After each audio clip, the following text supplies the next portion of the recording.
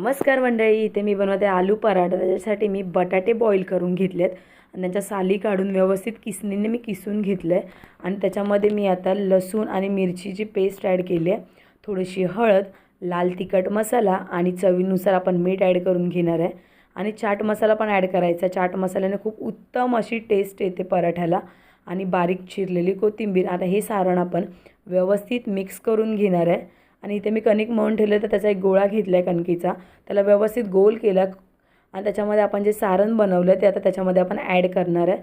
भरपूर असं सारण ॲड करायचं आणि सर्व साईडून व्यवस्थित पॅक करून घ्यायचं आहे आणि जे एक्स्ट्रा कणिक असेल ते आपण साईडला काढून ठेवूया।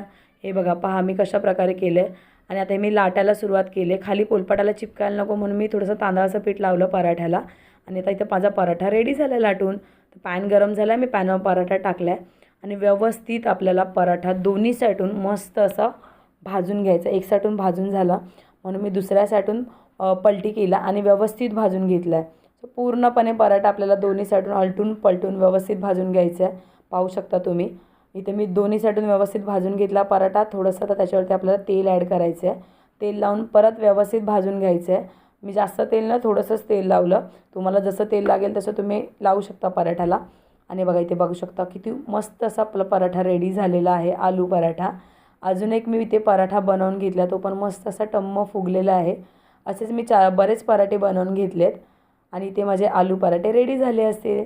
आवडले असेल तर लाईक, शेअर, सबस्क्राईब करा। धन्यवाद।